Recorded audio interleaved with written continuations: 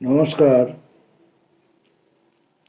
আপিলা চাপিলা থেকে আমরা আগের দিন নবম পর্বের খানিকটা অংশ পড়েছিলাম।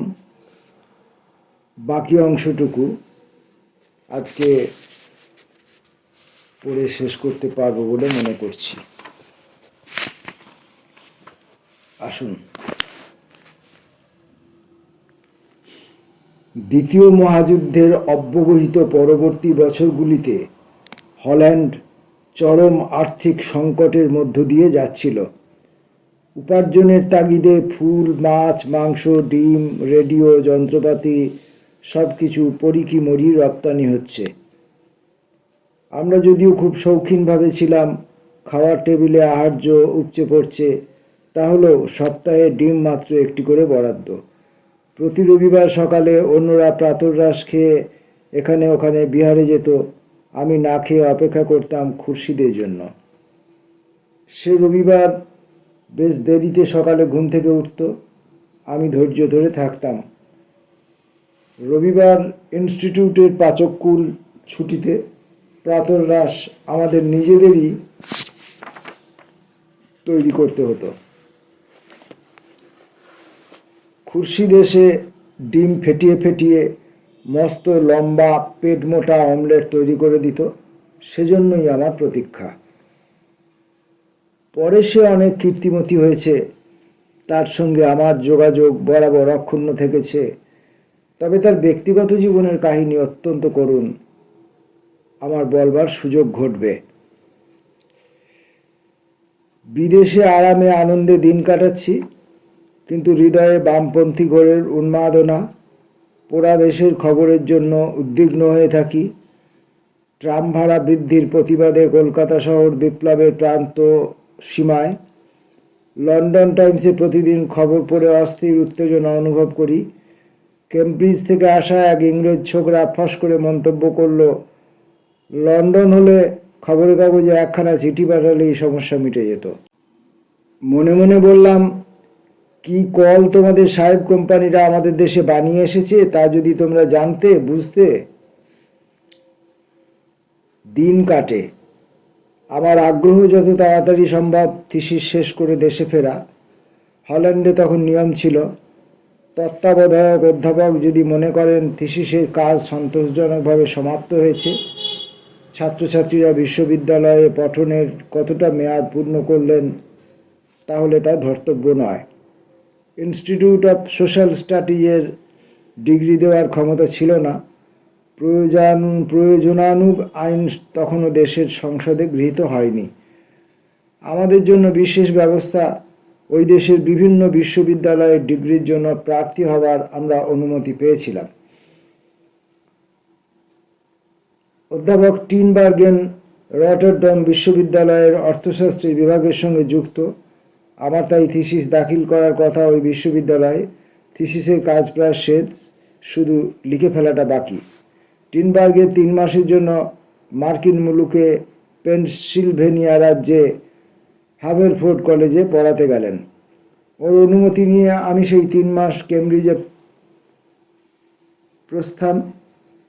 এক ল্যান্ডলেডির কাছ থেকে ঘর ভাড়া করেছিলাম। অর্থনীতি বিভাগের গ্রন্থাগার মার্সাল লাইব্রেরিতে বসে থিসিসের অধ্যায়ের পর অধ্যায় লিখে ফেললাম। কেমব্রিজে কে ছাত্র আর কে অছাত্র তা নিয়ে কারো মাথা ব্যথা নেই। নিকি কালডর, জন রবিনসন, ডিক কাহন, ডিক গুডউইন প্রমুখ সবাইকার ক্লাসে গিয়ে বসতাম। পরে এদের অনেকের সঙ্গেই নিবিড় সৌহার্দ্য সম্পর্ক গড়ে উঠেছিল। মার্সাল লাইব্রেরিতেও নির্ঝঞ্ঝাট ব্যবস্থা, পাতার পর পাতা থিসিসের বয়ান লিখে যাচ্ছি, কেউ বিরক্ত করার নেই। কিছু কিছু ভারতীয় ছাত্র ফিসফিস আলাপ জমাতে আসতো, তাদের মধ্যে পরবর্তীকালে আমার অতি ঘনিষ্ঠ অজিত দাশগুপ্ত। অমর্ত্য সে বছরই ট্রাইপোসে প্রথম বর্ষে ভর্তি হয়েছে। ওর ছাতা হাতে বিনীত চেহারা নিয়ে বৃষ্টির জলে ছপছপ রাস্তায় সতর্ক হেঁটে যাওয়ার স্মৃতি এখনও চোখে ভাসে।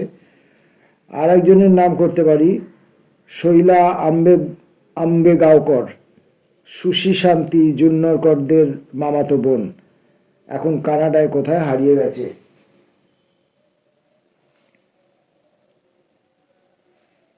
ইউরোপে থাকাকালীন পাগলের মতো ঘুরে চিত্র ভাস্কর্য অবশ্যই দেখেছি প্রচুর, সেই সঙ্গে থিয়েটার ব্যালে কিছু কিছু হেগ শহরেই, লন্ডন প্যারিস অন্যত্র।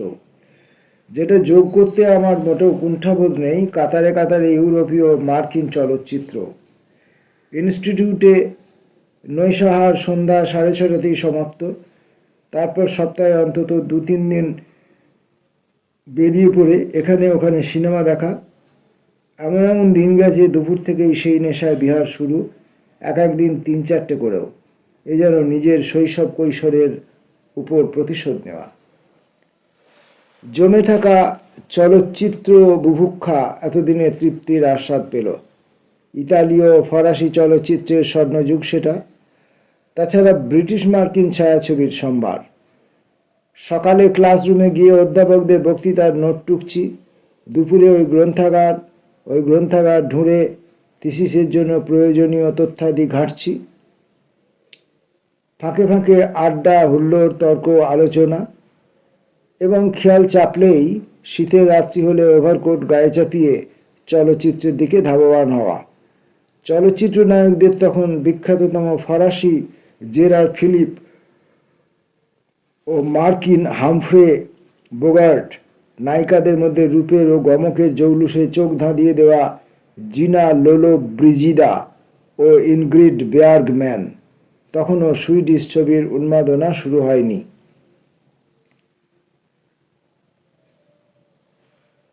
ওলন্দাজ মনীষীদের মধ্যে টিনবার্গের হফস্টার নাম আগেই করেছি। ওদেশে আরও বহু ঐতিহাসিক, রাষ্ট্রবিজ্ঞানী, দার্শনিক, সাহিত্যিক আমাদের ইনস্টিটিউটে বক্তৃতা দিয়ে গেছেন। ছোট দেশ, কৌতুক কথন ছিল। বিমানে জানালার ধারে বসে হল্যান্ডে ঢোকার মুহূর্তে জুতোর ফিতে আঁটো করবার লক্ষ্যে ক্ষণিকের জন্য নিচু হওয়ার পর ফের উঠে বাইরে তাকাতেই আবিষ্কার দেশটা পেরিয়ে আসা হয়েছে।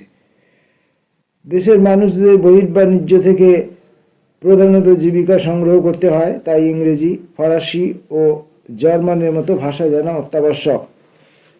চিত্রশালা বিহার করতে, ইংল্যান্ডের বিখ্যাত ফুলের সমাহার দেখতে, হল্যান্ডের বিখ্যাত ফুলের সমাহার দেখতে, নিচু জমিতে বাঁধ বাঁধার প্রকৌশলের সাক্ষাৎ অভিজ্ঞতা পেতে বছর ভরেই দলে দলে ট্যুরিস্টদের ভিড়। ছোট দেশ, প্রথম সারির রাষ্ট্র নয়, নিজেদের সম্বন্ধে অত্যধিক বিনয়, তাহলেও আন্তর্জাতিকতার স্পর্শ অষ্টপ্রহর রাষ্ট্রপৃষ্ঠে জড়িয়ে আছে। হয়তো সেই কারণেই আমাদের কারোরই তেমন ভালো করে ওলন্দাজ ভাষাটি শিখে ওঠা হলো না। পড়াশোনা থেকে শুরু করে সব ব্যাপারেই ভাষার জন্য কোনো কিছু আটকাতো না, ইংরেজিতেই দিব্যি চালিয়ে দেওয়া যেত।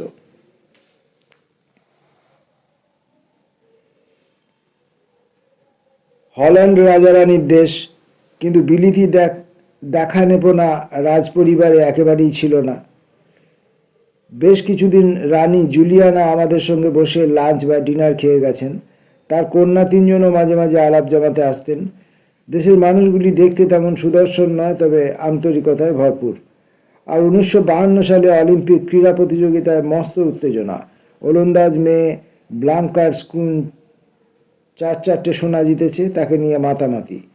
সেই তরুণীও একদিন খানিকক্ষণের জন্য দেখা করে গিয়েছিল আমাদের সঙ্গে। মেয়ে পুরুষ সবাই অসম্ভব পরিশ্রমী। ভোর রাত্রিতে উঠে মহিলাদের গৃহকার্য শুরু, মধ্যরাত্রির আগে তাদের বিরাম নেই। তার ওপর বাইরে উপার্জনের জন্য খাটাখাটনি তো আছেই, পুরুষদের সঙ্গে সমান তালে তাল রেখে। ফিলিপসের কারখানায় ভাষা এখনো যা মনে পড়ে, 60% করবেই মহিলা। দেশের খাবার জার্মান ঘেঁষা, একটু স্নেহ পদার্থ প্রাধান্য, স্বাদ ঈষৎ বৈচিত্র্যহীন। তবে প্রচুর বিদেশি রেস্তোরাঁ সর্বত্র ছড়ানো। সদ্য ছেড়ে আসা ইন্দোনেশিয়া সাম্রাজ্যের রেস তখনও। প্রচুর ইন্দোনেশীয় খাদ্যের সমারোহ, অনেক ওদেশীয় রেস্তোরাঁ যেখানে বিখ্যাত খাদ্য রাইস টাফেল, প্রাচ্যপ্রথায় 32 কি 64 উপাচার সাজিয়ে পরিবেশন, ভারতীয় রূপকথার রাজকাহিনীতে যেমন ধারা বর্ণনা ছিল, ঝাল, তিক্ত, কষায়, মধুর, সমস্ত কিছু স্বাদের সম্মিলিত সাজানো অর্ঘ্য। আমাদের আবাসনে ভারতবর্ষ, পাকিস্তান, শ্রীলঙ্কার ছাত্রছাত্রীর প্রাচুর্য হেতু কর্তৃপক্ষকে উপরোধের ঠেলায় অস্থির করে বাধ্য করা হয়েছিল পরিবেশিত খাদ্যে প্রাচ্যের আস্বাদ আমদানি করতে। অবশ্য আমাদের সহপাঠিনী মেয়েরাও অনেকেই রন্ধন শিল্পে ওস্তাদ, বিশেষ করে খুরশিদের নানা ধরনের মাংস রান্না করার অপূর্ব দক্ষতা। সুতরাং না খেয়ে মারা যায়নি কেউ ওই 1.5-2 বছর। দিল্লি, কলকাতা, মুম্বাইয়ের মতোই ওলন্দাজ খবরের কাগজগুলোতে রাজনীতির আগাঢ় প্রাধান্য। সকাল না হতেই লন্ডন, প্যারিস, বন, রোমের পত্রিকাদি পৌঁছে যেত। ওলন্দাজ খবরের কাগজের দিকে তাই বিশেষ তাকাতাম না। ওখানে রাজনীতির ধরনটাও একটু অন্যরকম। শ্রমিক শ্রেণীর দল অবশ্যই একটি ছিল এবং তার প্রাধান্য তুচ্ছ করার মতো নয়, কিন্তু সেই সঙ্গে ধর্মের গন্ধ ঘেঁষা একগাদা দল, ক্যাথলিক, মেথডিস্ট, প্রেসবাইটেরিয়ান ইত্যাদি। পালা করে প্রায় প্রত্যেক দলই কিংবা বিভিন্ন দলের জোট ক্ষমতার অলিন্দে পৌঁছে যেত, এখনও যায়। তবে ইতিমধ্যেই দেশ যথেষ্ট উন্নত। শিল্পের, কৃষির সাফল্যে উপচে পড়া বৈভব, রপ্তানি দৌলতে সবাই মোটামুটি ভালোভাবে খেয়ে পড়ে আছে। সুতরাং দলীয় ধর্মান্ধতার গন্ধ ছিল না। পারস্পরিক সহিষ্ণুতাই রাজনীতির কেন্দ্রবিন্দু। একটি ছোট কমিউনিস্ট পার্টিও ছিল, অবশ্য কোনোদিনই তেমন দাগ কাটতে পারেনি, বা তার চাইরা মাঝে মাঝে আমাদের সঙ্গে ভারতীয়, পাকিস্তানি, ইন্দোনেশীয় ছাত্রদের সঙ্গে আলাপ করে যেতে ভালোবাসতেন। আমরা বিশ্ব বিপ্লবের অত্যসু সম্ভাবনা নিয়ে বিভোর হতাম। ইনস্টিটিউটে অন্যতম অধ্যাপক হিলহেল্ম ভিটোভেইন উদারনৈতিক দলের সদস্য। হঠাৎ ওদেশের অর্থমন্ত্রী বনে গেলেন। ভারী আড্ডাবাজ মানুষ। প্রায়ই সন্ধ্যার পর রটারডামে গিয়ে ওদের ফ্ল্যাটে ভিটোভেইন ও তার হৃদয়বতী স্ত্রীর সঙ্গে আড্ডা দিয়ে আসতাম। পরে ইনি বছর পাঁচকের জন্য ওয়াশিংটনস্থ আন্তর্জাতিক অর্থভাণ্ডারের সর্বপ্রধান নিযুক্ত হয়েছিলেন। ভিটোভেইন নিজে যথেষ্ট রক্ষণশীল, কিন্তু চরিত্র উদার যে রসতা ছিল না। আমাদের উগ্র বামপন্থী মতামত জানা সত্ত্বেও আলোচনা থেকে মুখ ফুরিয়ে নিতেন না, যেমন নিতেন না অধ্যাপক টিটেনবার্গেনও। তবে তিনি তো সব ক্ষেত্রেই আরও বেশি নমনীয়। টিটেনবার্গেনের জ্যেষ্ঠা কন্যা টিনেকে ও তার যাজক বৃত্তি গ্রহণ করা অতি অমায়িক স্বামী প্রায়ই আমাদের সঙ্গে গল্পগুজব করতে আসত। টিনেকে পড়াশোনায় অসাধারণ প্রতিভাময়ী, প্রতি পরীক্ষায় প্রায় প্রতিটি বিষয়ে 10-এ 10 পেত। তাই তার আদরের নামকরণ হয়েছিল টিনেকে। ওলন্দাজ ভাষায় টিন মানে 10।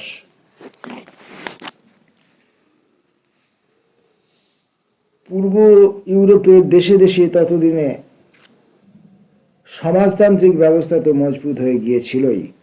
পশ্চিম ইউরোপের প্রধান দুটি দেশ, ফ্রান্স ও ইতালিতেও কমিউনিস্ট পার্টি দ্বারা ক্ষমতা ছুঁই ছুঁই পরিস্থিতি। কী করে তাদের ঠেকিয়ে রাখা যায় তা নিয়ে বাকি দলগুলোর এবং অবশ্যই ন্যাটোর উপর করতালি করা মার্কিন যুক্তরাষ্ট্রের অহর্নিশ চিন্তা। সারা পৃথিবী জুড়েই, অন্তত তখন তা মনে হতো, বামপন্থী আদর্শের অপ্রতিরোধ্য বিস্তার। মাঝে মাঝে লাতিন সহপাঠীদের কাছে তাদের নানা দেশের যুগপৎ সামন্ততন্ত্র ও মার্কিন পুঁজির আগ্রাসনের বিরুদ্ধে লড়াই কত জমজমাট হচ্ছে তার বিস্তৃত বৃত্তান্ত শুনতাম। ম্যাকার্থি দৌরাত্ম্যের বিরুদ্ধে ও ন্যাটোর জাল বিস্তার প্রতিহত করতে পশ্চিম ইউরোপের প্রায় সবকটি দেশে চড়া মেজাজের আন্দোলন, যার ধাক্কা আমাদের রাজপ্রাসাদেও এসে ঠেকত। আমরা যে ভারতীয় ছাত্র সংঘ গঠন করেছিলাম তাতেও বামপন্থী উৎসাহের ঝোঁক। বিশ্ব শান্তি আন্দোলন, চার্লি চ্যাপলিনকে মার্কিন দেশ থেকে সপরিবারে খেদিয়ে দেওয়া হয়েছে তা নিয়ে উত্তেজনা, ফরাসি কমিউনিস্ট শহীদ আরি মার্তাকে ঘিরে স্তবগান, তথাকথিত ঠান্ডা যুদ্ধ তখন তুঙ্গে। বেশ কিছু উগ্র কমিউনিস্ট বিরোধী পূর্ব ইউরোপ থেকে পালিয়ে পশ্চিমের দেশগুলিতে আশ্রয় নিয়েছে। আমাদের ইনস্টিটিউটেও 1-2 পাঠ চর্চা করেছে। মজার ব্যাপার, অথচ স্বাভাবিকও যা, সর্বক্ষণ নিজের দেশের সরকারের মুণ্ডুপাত করছে, কিন্তু ফুটবলে বিশ্বকাপ দখল করা নিয়ে প্রতিযোগিতা, বেতারে ধারা বিবরণী, সেই মুহূর্তে পালিয়ে আসা মানুষগুলি স্বদেশের দলের অন্ধ সমর্থক। কোনো গ্রীষ্মের ঋতুতে ইরাক থেকে এক মহিলা আমাদের প্রাসাদে কয়েক সপ্তাহের জন্য থাকতে এলেন। জানলাম ইরাক সরকারের স্বাস্থ্য বিভাগের কর্মী, হল্যান্ডে একটি স্বাস্থ্য সম্পর্কিত পাঠ্যক্রমে যোগ দিতে এসেছেন। একটু একটু আলাপের পর আমাদের খুব কাছাকাছি চলে এলেন। খানিক বাদে বোঝা গেল মহিলা ইরাকে তখন নিষিদ্ধ তুদেহ পার্টির সদস্য, গোঁড়া কমিউনিস্ট। হেগ শহরের সন্নিকট বনাঞ্চলে আমরা গ্রীষ্মের দীর্ঘ বিকেলে প্রায়ই বেড়াতে যেতাম। আমাদের দেশের কমিউনিস্ট আন্দোলনের দশা ওকে বলতাম। উনি বলতেন ওর দেশের সাম্যবাদী আন্দোলন কতটা এগোচ্ছে, ছড়াচ্ছে তা নিয়ে। কিছুদিন বাদে উনি হেগ ছেড়ে চলে গেলেন। আমাকে বলে গেলেন ওর নামে সবুজ রঙের চৌকো খামে যেসব চিঠিপত্র আসবে সেগুলি সুইজারল্যান্ডের একটি বিশেষ ঠিকানায় পাঠিয়ে দিতে। কয়েক বছর পর আমি ততদিনে দিল্লিতে স্থিত। খবর পড়লাম ইরাকে বিপ্লব, বামপন্থী পার্টি ক্ষমতা দখল করেছে। আমার পরিচিতা সেই মহিলা মাদাম দুলেমি শিক্ষামন্ত্রী নিযুক্ত হয়েছেন। 2 বছর বাদে ইরাকে প্রতিবিপ্লব, কমিউনিস্ট নায়কদের অনেককেই হত্যা করা হয়েছে। ফের খবর পেলাম মাদাম দুলেমিও নিহত।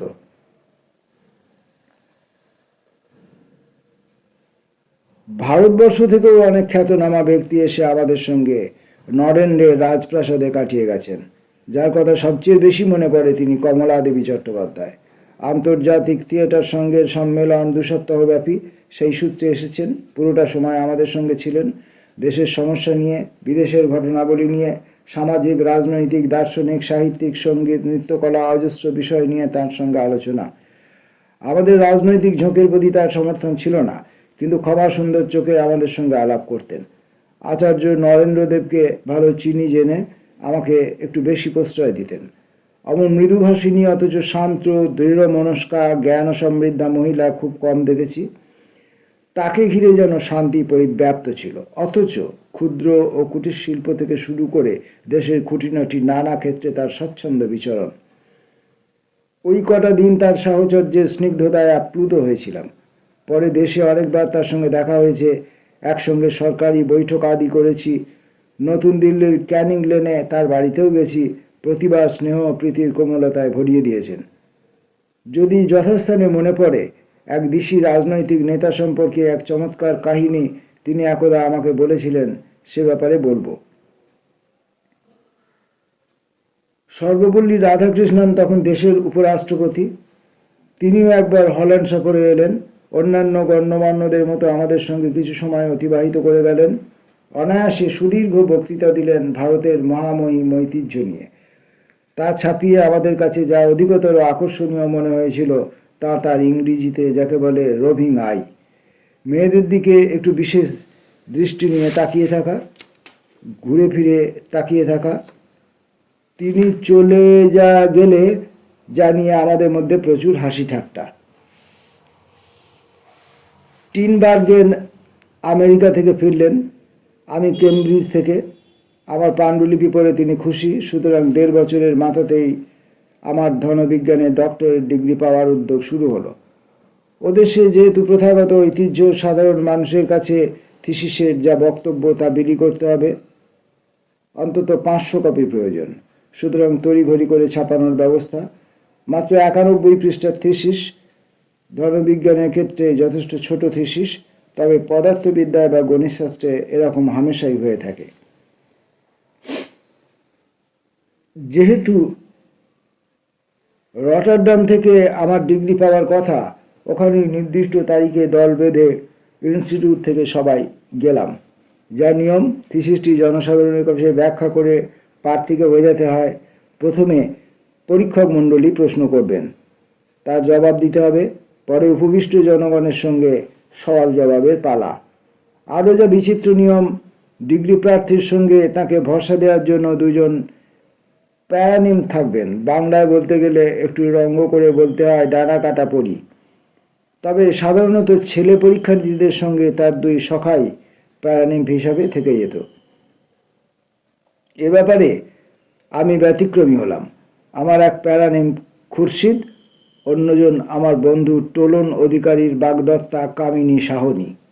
লখনৌর সমাজতত্ত্ব বিভাগের বিখ্যাত ছাত্রী, হেগ শহরে এসেছে সমাজবিজ্ঞানে গবেষণা করার লক্ষ্যে।